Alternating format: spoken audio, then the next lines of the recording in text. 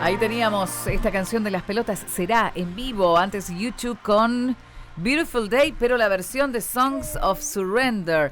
Acá estamos nosotros con nuestro Santi de las finanzas. ¿Qué tal, Santi? Hola, Mari, ¿cómo estás? Todo bien? muy, pero muy bien. Y bueno, esperándote como cada jueves, porque tenemos muchas cosas de las cuales hablar y digamos que estamos terminando el sexto mes de este 2024.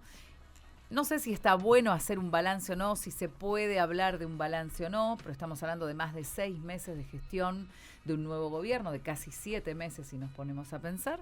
¿Y de qué podemos hablar? ¿De cuáles son aquellos números o aquellos indicadores que para bien o para mal hoy se están teniendo en cuenta? El INDEC esta semana estuvo a full dando a conocer un montón de indicadores, ¿no? Sí. ¿Qué nos podés contar vos? Bien, en primer lugar, nada, los extrañé la semana pasada.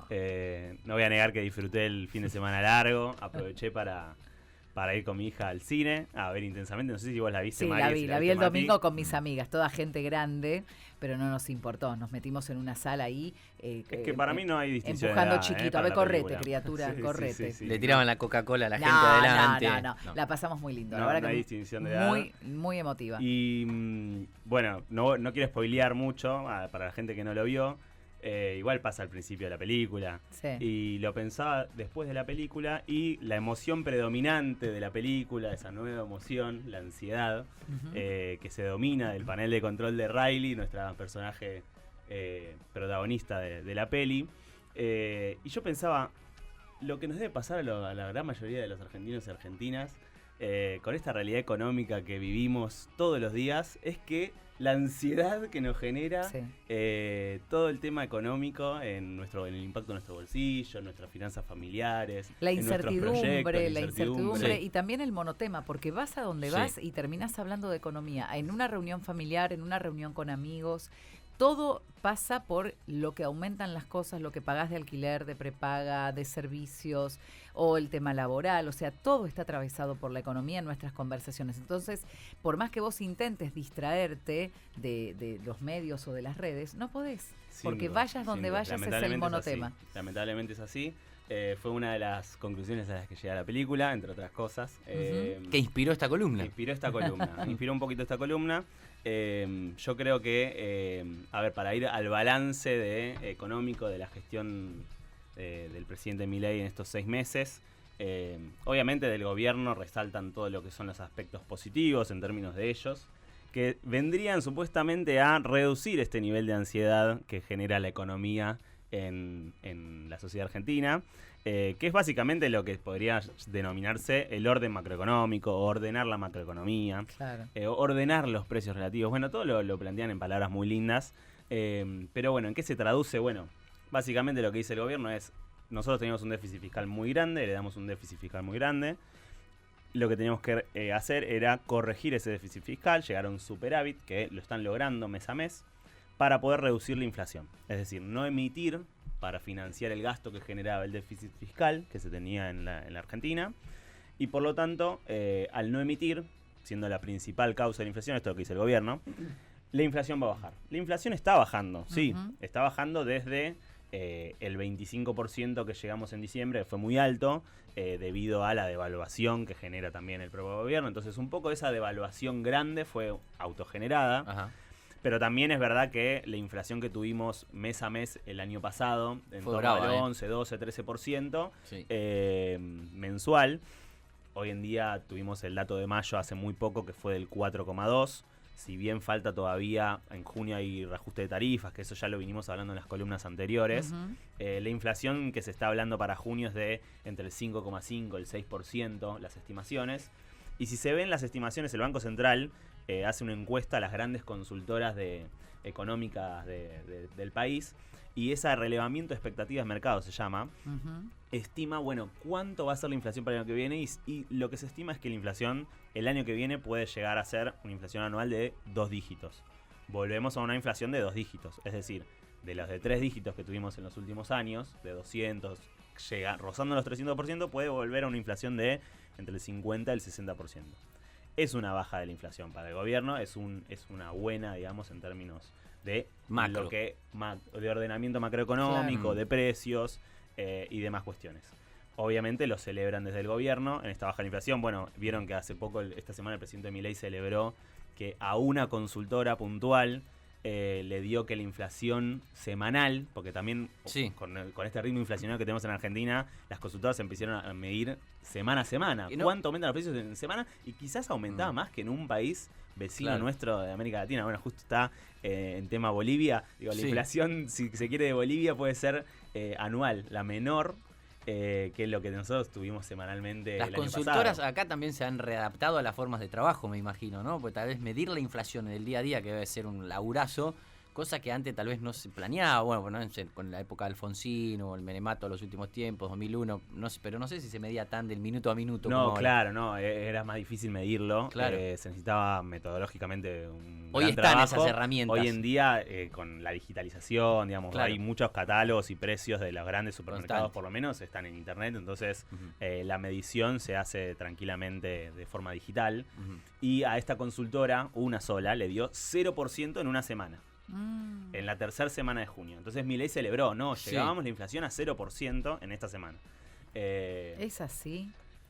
Le dio a una consultora, una sola de todas las que lo miden. Es verdad, igual que la inflación está bajando semanalmente, está dando 0, 0,1, 0,5. Digo, está bajando la inflación. Claro. En eso podemos estar de acuerdo, es un dato objetivo.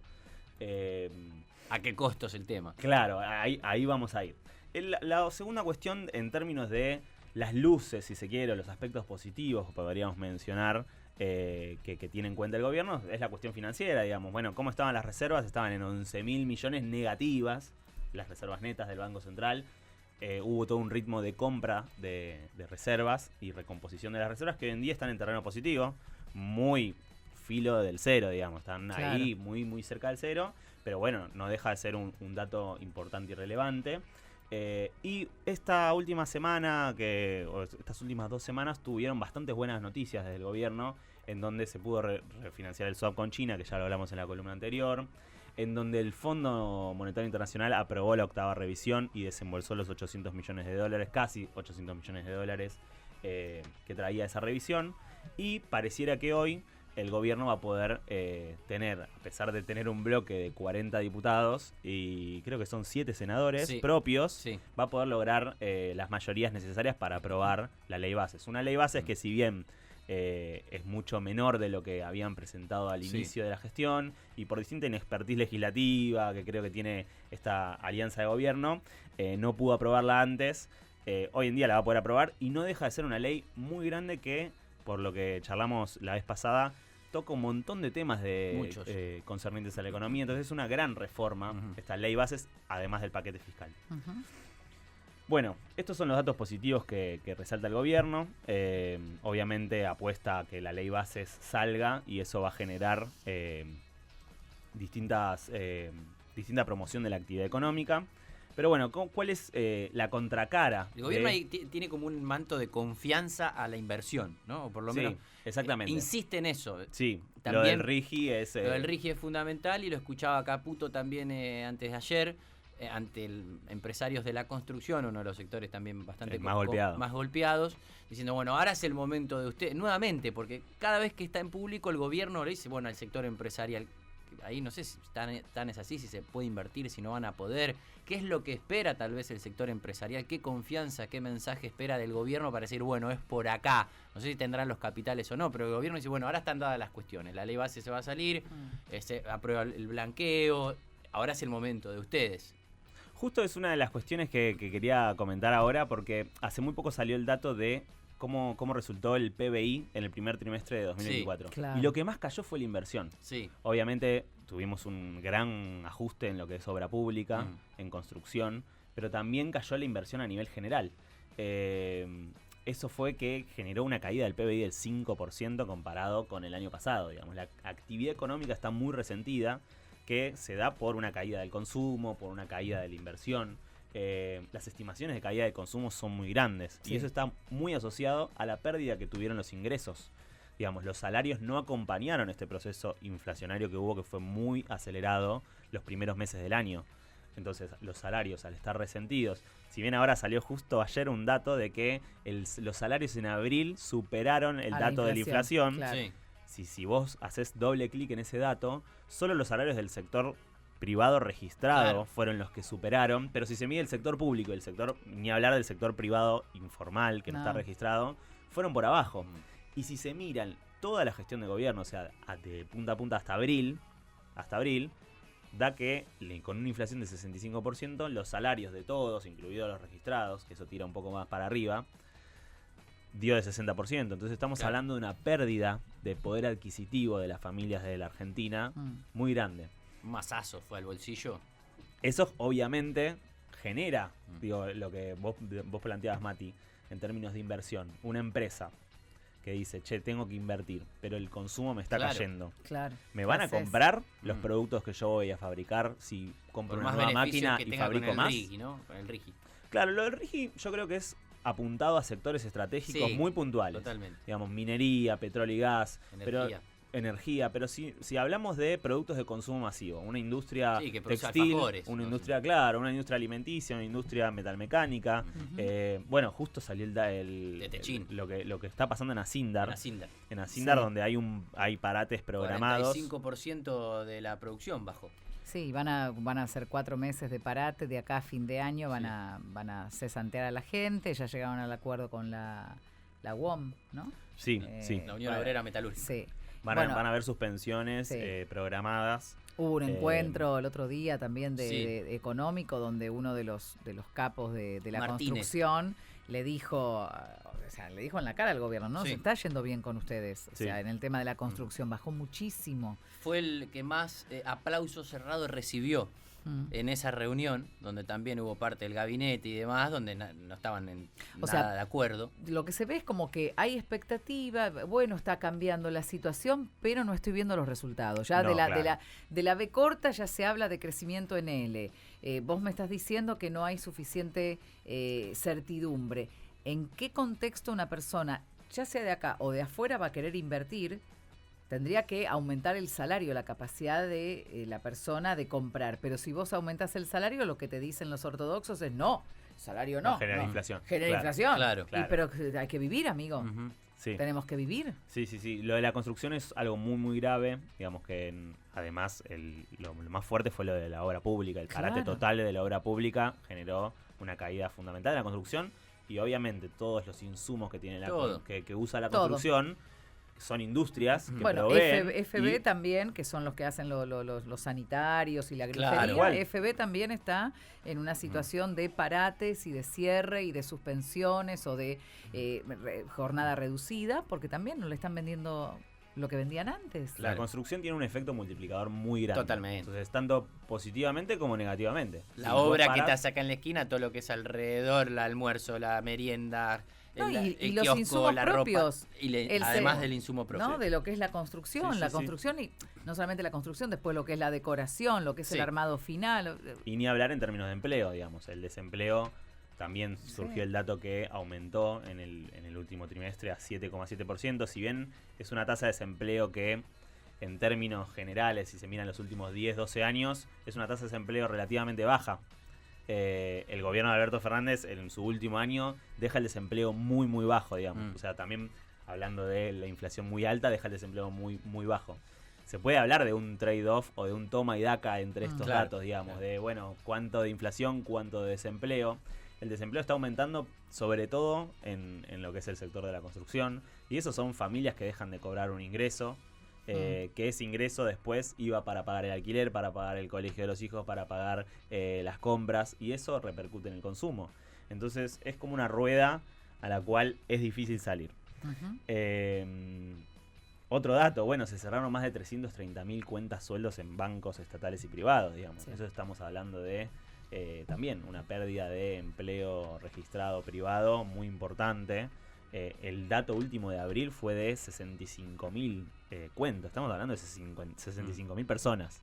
O sea, un estadio lleno. Digo, porque tomar dimensión, trade-off, casi la cancha de River. Se quiere, obviamente que baje la inflación es un dato que celebramos todos los argentinos. Yo no tengo ninguna duda, sobre todo en el proceso que veníamos y con la expectativa que decíamos, la expectativa negativa de decir, esto puede ir con el recuerdo de la hiper y la crisis económica y demás. Ahora, le tenemos que dar, hay un tiempo a eso, porque yo, nosotros no siendo economistas, pero escucho a un gobierno que dice, gobierno anterior, Si la maquinita no es el problema de la inflación, está igual. Escucho al otro gobierno, la maquinita es el problema y la inflación es principal. Y la inflación está igual, ¿no? Es como una gran discusión eterna. No sé, tal vez los procesos políticos o de meses, de años, tienen que ser más extensos para que verdaderamente se vea ese resultado. No sé el costo, obviamente, no quiero banalizar ninguna situación que esté viviendo ningún argentino, pero, viste, como vos decís, che, para si aquellos dicen, es un gran debate, porque si vos me decís que la maquinita genera inflación, los otros dicen que cortan la maquinita, pero genera inflación, y al final la inflación está. La inflación está bajando, es verdad. Digo, era lo que hablamos al principio. Se cortó la emisión. Sí. Ahora lo que se está haciendo es tomar mucha deuda. Claro, pero lo que sucede después en las góndolas es otro el panorama, ¿o no? O en la calle o en los productos. A ver, sí, la inflación baja, pero lo que pasa es que la inflación está desacelerándose. Claro. Es decir, no es que están bajando los precios. Claro. Está bajando el ritmo de aumento de los precios. Y lo que pasa es que en la góndola tu salario no perdió poder adquisitivo, entonces podés comprar menos. Claro. Eso es lo que está pasando. Entonces, en la medida que tus ingresos, tu salario no acompañe ese proceso de aumento de precios que se vio muy acelerado los primeros meses, vos vas a sentir que igual seguís perdiendo, por más que no tengas un camino hacia una hiperinflación. Otros que no miran con buenos ojos esta gestión económica y gubernamental te dicen, mirá, al final tanto lío, me subiste la inflación una barbaridad en los primeros 3 meses del año para estar ahora, en julio, vamos a estar 3 puntos por encima de lo que estábamos en diciembre. Estábamos en un 8 en diciembre. Sí. En diciembre tuvimos noviembre, 25. En noviembre tuvimos casi 13 o 13 por y pico. Por eso, entonces vos decís, bajaste. Y ahora vamos a estar en 6, o sea, es una baja 8 puntos. Sí, de más baja, o menos, sí. ¿me entendés? Es una baja considerable en términos de lo que es volver a niveles de inflación. Pensemos en el año que viene. Si las expectativas que dicen estas consultoras es de que la inflación va a ser del 50 al 60%, volvemos a inflaciones del 4. Claro, mensual. 5. Digo, un 60 anual es una inflación más razonable en función de lo que veníamos viviendo nosotros, si querés, previo a 2022, 2021, previo a la pandemia. Teníamos esos niveles de inflación en donde quizás renovar un contrato de alquiler no era tan complicado. Y bueno, te ponían un porcentaje, digo, niveles de inflación. O para una empresa que tiene que proyectar, ¿a cuánto vendo? No tienen que estar pensando mes a mes el cálculo de insumos, que todo te cierre para ver si terminás ganando o perdiendo. Yo creo que es saludable que la inflación baje, sí. No es saludable, hay que pensar el costo, digamos, y de qué forma. De qué forma podés hacer una transición ordenada en el ordenamiento macroeconómico que había que hacer, sin duda había que hacer, para tener un país más normal, pero no puede ser a costa de mayor desempleo, hay que hacer tiene que ser un mix más inteligente, digamos, y sin duda hay que recomponer el ingreso. O sea, el ingreso de las familias tiene que ser recompuesto de alguna manera para que no siga aumentando la pobreza, no siga aumentando la indigencia, como es lo que está pasando ahora. Ahora vamos a ir a la música y vamos a volver con ese tema, porque ¿cómo se hace justamente si reacomodaste los precios y ordenaste un poco la economía y dejaste de emitir y bajaste el déficit y se acomodó todo? ¿Cómo haces para recomponer ese poder adquisitivo perdido sin que todo lo otro se te vaya al diablo? Pero no me lo digas ahora, Santi, en un ratito después de este tema. Y es un poco así, un poco así, un poco asá. No estamos hablando acá. Bueno, y nos había quedado eso. Nos había quedado esa pregunta, que es muy difícil. ¿Cómo la va a responder esta criatura? No sé. No sale de este estudio si no. No sale si no me cuenta. Está difícil. Es el kit de la cuestión, me parece. ¿Cómo haces para equilibrar? Yo, ¿sabes cómo me los imagino? ¿Viste? Ustedes eran muy chicos, tal vez. Pero había unos equilibristas que tenían unos platitos, los platitos chinos, que los hacían, ¿no? Girar con unos palitos. Y a uno, hasta que se ponía uno en la nariz. Y vos decís, acá se le va todo.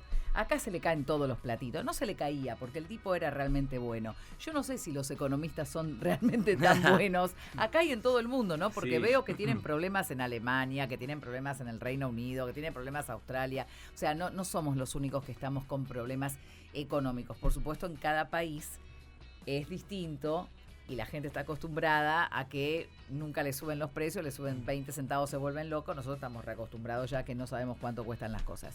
Pero yo te preguntaba antes de ir a esta canción de Justin Timberlake, ¿cómo hacemos para, una vez que vos, tu plan era equilibrar todo esto, lo lograste, mal que bien lo lograste, pero dejaste la sábana corta, ¿no? Dejaste destapada a la gente con el tema del poder adquisitivo, si ahora recompones el poder adquisitivo, ¿cómo lo haces? ¿De manera gradual, a cuentagotas? ¿Cómo haces con una economía que está en el 50% informal? Sí, yo creo que, contestando un poco antes, en la Facultad de Ciencias Económicas no nos dan un curso de malabares. Claro. Un ministro de Economía debería aprender a hacer malabares para manejar la economía argentina. Pero, a ver, ¿qué dice el gobierno? Bueno, se aprueba la ley bases, van a haber incentivos para la inversión en áreas estratégicas que van a catapultar distintas industrias, si se quiere, que van a trabajar para esas cadenas. Petróleo y gas, agro, minería, construcción y demás, infraestructura en realidad le dicen ellos. Y eso va a catapultar la economía, y con la modernización laboral que estamos haciendo va a haber más incentivos del sector privado a contratar. Sí, pero ¿contratar qué clase de gente? Contratar gente que tiene un mínimo de habilidades, un mínimo de capacidades, de conocimiento, de un oficio o de una profesión. Yo pienso también en aquellas personas que no tienen un oficio, que no tienen una profesión, que están subempleados o absolutamente en negro. Yo digo, ¿y esa gente que es la mitad del país? O sea, la mitad del país no, la mitad de la masa trabajadora. Sí, sin duda, hay una cuestión muy importante ahí con el empleo y con ver la composición de ese empleo. Hoy en día Argentina está camino a... Bueno, el aumento de la informalidad laboral es grave.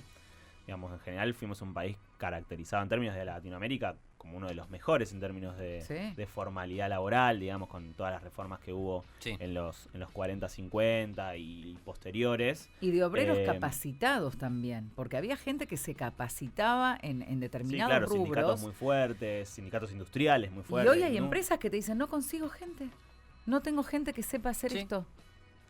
Sí. Bueno, todos los gobiernos lanzan siempre algún plan de capacitación laboral y demás. Yo creo que es muy importante avanzar en ese tipo de políticas públicas, en lo que es capacitación laboral, en lo que es nuevas tecnologías. Hoy en día, digamos, el programa Argentina Programa que tenía el gobierno anterior era muy interesante en ese sentido, porque para jóvenes y no tan jóvenes se promovía todo lo que era la formación en software y programación, que hoy en día es una de las habilidades más requeridas por el mercado. Y hay toda una economía, que es la economía del conocimiento y la industria del software, que está en crecimiento en Argentina, porque nosotros tenemos un capital humano en términos de conocimiento, gracias a las universidades públicas, a lo que es el CONICET, la inversión pública en ciencia y la inversión privada en ciencia y tecnología, que es muy importante.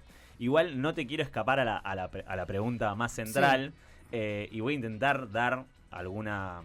Por lo menos una opinión de doble cara, si querés, que es lo que dice el gobierno es, bueno, con la modernización laboral, los incentivos a las inversiones y un Estado más chico, que vean que la inflación está bajando porque el Estado se achica y le da más incentivos al mercado. Es todo lo que dice, es una teoría bastante fuerte dentro de la economía, que dice, a más Estado más chico, mayor inversión privada. A mayor inversión privada, las empresas contratan más, y mientras contratan más va a aumentar el salario por esa cuestión de que la economía va a funcionar a través del sector privado. ¿Es así 100%? Creo que no, pero tampoco es que se puede prescindir de la inversión privada y de la inversión empresaria, porque sin duda el empleo registrado privado es a través de las empresas. Entonces, mientras más empresas, mejor. Ahí las formas de negociación también, ¿no? Un poco que quedan medio en la libertad entre el empleado y el empleador. Hay veces que es más complejo el tema del salario. Uno dice, bueno, le va bien, la empresa invierte, se acomodan los salarios. Ahora, ¿cuál es ese piso del salario que deben tener la pregunta de los economistas y del mismo gobierno debe ser? ¿Cuál es ese piso de salario? Porque hoy un salario mínimo vital y móvil en la Argentina está en 234.000 pesos. Muy bajo. ¿Y la canasta? Y la canasta ronda más de 800.000 pesos. Sí, para una familia de 4 personas, sí. Uno nota por ahí que hay discusiones, bueno, ¿eso es lo que viene a paliar este salario bajo? O, bueno, son las dudas que nos hacemos todos, ¿no? Y los economistas que se deben plantear. No hay una respuesta. A ver, la otra cara de la moneda te diría, bueno, hagamos una política agresiva de aumento del gasto público, con eso aumento la obra, aumento salarios, acompaña una recomposición salarial, fortalecemos paritarias por encima de la inflación. y ese aumento del ingreso genera un aumento del consumo. El aumento del consumo va a generar mayor inversión de las empresas porque y reactiva la economía. Es como una eterna discusión de la economía de, bueno, vamos por acá. Bueno, yo creo que hay que buscar un mix, hay que buscar un punto medio.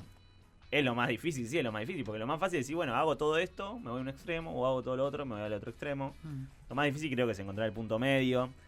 Y también el tema del tiempo. Bueno, ¿en qué tiempo hago tal o cual cosa? Lo que hablábamos quizás antes es, bueno, cómo anuncio, por ejemplo, yéndome a otro tema, cómo anuncio o empiezo a anunciar la salida del cepo. El gobierno, para recibir este tipo de inversiones grandes, necesita generar previsibilidad en lo que es la salida del cepo. ¿Qué significaría eso, Santi? Explicalo, que también está bueno. Porque se habla del cepo. Hay una nota muy buena que la recomiendo acá al aire, que es de Guido Sack, un profesor de macroeconomía de la facultad en Cenital, que es básicamente, ¿qué es el cepo? Bueno, está muy buena.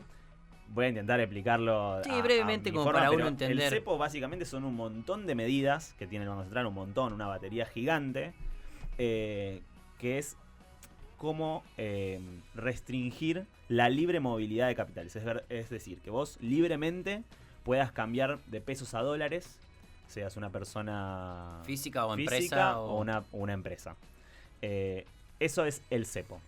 Okay. Vos podés tener más o menos cepo. Todos los países en general. El liberarlo quiere decir que si nosotros dos acá tenemos 10 palos verdes, en pesos voy y me compro 10 palos verdes y me lo da. Sí. No importa si soy monotributista o... Perdón, lo tenés que tener declarado.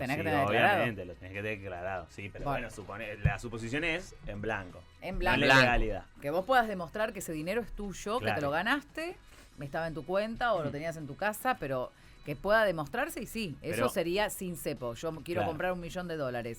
Voy y compro $1.000.000. Claro, sí. Y no 200 como ahora.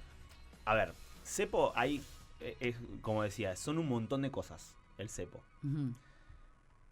El gobierno no va a poder sacar el cepo al 100%. Todos los países del mundo tienen alguna que otra medida que restringe de alguna manera la libre movilidad de capitales. Te quedas sin dólares, si no. A ver, nosotros, por ejemplo, entre 2003 y 2007 había una medida que básicamente lo que pedía es a los capitales que vos, si sos un inversor extranjero y traes dólares a la Argentina, tengas que dejarlos por un tiempo determinado.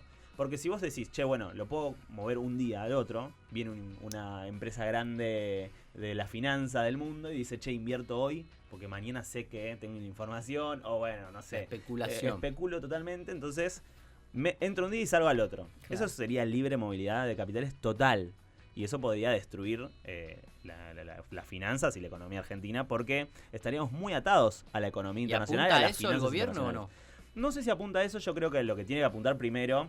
Hoy en día, digo, de pasar ese extremo de tener todo libre, hoy en día tenemos el otro extremo de que todo cerrado. Cada persona puede comprar $200 al oficial y hay un montón de personas que están excluidas de esa posibilidad de comprar $200. Digo, si sos jubilado, si cobraste un plazo social, si no, digo, hay un montón de cuestiones. Si sacaste un préstamo de ANSES. Tal cual. El impuesto país también es otra medida que lo que hace es te cobra un impuesto por la compra de dólares o por los pagos de servicios en dólares al exterior. Si vos mirás Netflix o estás mirando ahora la temporada 2 de Game of Thrones, de House of the Dragon, soy medio fanático de esa serie, digo, estás pagando HBO a HBO afuera, entonces vos pagas eso en dólares y te cobran un impuesto país por eso. Claro. Y te cobran un porcentaje también de impuesto a las ganancias, que después AFIP te lo devuelve. Bueno, hay todo un proceso ahí.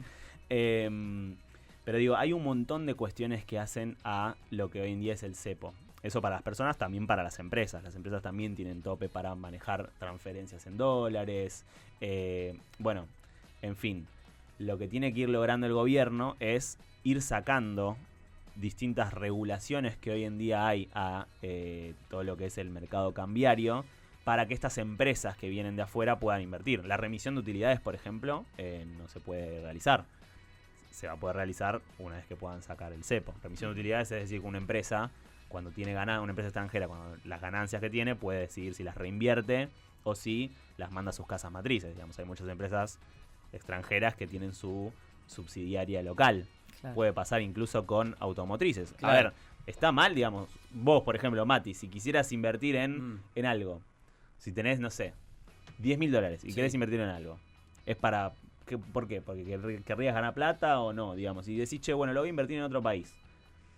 ¿Te quisieras traer las ganancias eventualmente que te genera eso? Y bueno, sí, es válido, sí, claro. Porque mucha gente te dice, no, bueno, no. Bueno, pero algo tenés que dejar. Claro, bueno, exacto, sin duda. Es la gran discusión un poco. Es la gran discusión. Que era lo de la ley base, che, le están dando cosas que no pidieron ciertos sectores. Sin duda, sin duda. Hay una amabilidad, hay un montón de... una mirada de la economía que es la que creen que va a funcionar o que creen que está funcionando. Sin dudas. Entonces, en términos de cepo, tienen un desafío, porque obviamente salir del cepo implica, o puede implicar, que el dólar se vaya a más, digamos. Sí. Puede implicar una devaluación. De cuánto no se sabe. Hoy en día, lo que es la liquidación de soja, sobre todo, la soja es el principal producto que exporta Argentina, digamos, en términos de lo que es balanza comercial, es nuestro producto estrella, digamos, el más importante, el que más repercute, si se quiere, en lo que es la macro. Ustedes saben que, digamos, necesitamos dólares para poder crecer, para poder importar, para pagar las deudas. Pero no habla tampoco el gobierno como de un cambio de la matriz productiva, porque siempre los gobiernos discuten, vieron que siempre se dice, no, porque el campo es el salvador, no es que uno se mete en contra del campo, pero digo como el campo como otros sectores. Pero no se habla como una revolución de la matriz productiva de la Argentina, sí, bueno, el campo es uno. Ahora, no podemos estar pendientes siempre de si 10 changos te liquidan o no, porque son 10 tipos los que manejan los otros no, el mini productor, a ver si te liquidan o no el grano y vos estar pendiente si te entra o no el dólar. Vos tal vez esta política económica que abre un poco más especula con eso, con otra matriz productiva, la energía, el petróleo. Claro, bueno, a ver, si los proyectos que hay hoy en día vigentes en términos de petróleo y gas, vaca muerta, pero después hay otros proyectos también que están en proyectos de exploración, digamos, que pueden ser muy importantes, y los proyectos mineros, se puede hablar de un cambio en la matriz productiva. Va a ser un cambio basado, si se quiere, o ampliado en lo que es recursos naturales. Hoy en día es full agro, soja, maíz, pero iríamos a un cambio a un mix o un paquete ampliado de recursos naturales. No está mal, sería ideal poder ampliar esta base. No sé, vemos Chile. Chile exporta un montón de cobre. Más o menos entre 50.000 y 60.000 millones se exportó el año pasado. Nosotros exportamos entre 20 y 22 mil millones de dólares de soja. Digamos, y tenemos todos los problemas macroeconómicos y nos faltan los dólares y por eso ponemos el cepo para que no se nos vayan los pocos dólares que tenemos y tenemos las reservas ahí contadas. Y bueno, y Chile, que tiene la misma cordillera que nosotros, en cobre exporta el doble que nosotros en soja. Entonces, no te digo ser Chile, porque Chile tiene una historia enorme en términos de minería, un montón de conocimiento, empresas. Y esto del RIGI lo hizo hace 800.000 años, en el sentido de que tiene un montón de incentivos ese tipo de empresas extranjeras que saben hacer minería en otros países como, no sé, Australia, Canadá, Estados Unidos y demás. Pero sí empezar a decir, che, tenemos reservas de recursos naturales, de minerales, de petróleo, de gas, que no están explotadas, están subexplotadas en Argentina. Y bueno, ¿cómo hacemos para poder explotarlas? Sí, es un proceso y está bien ir planteándolo.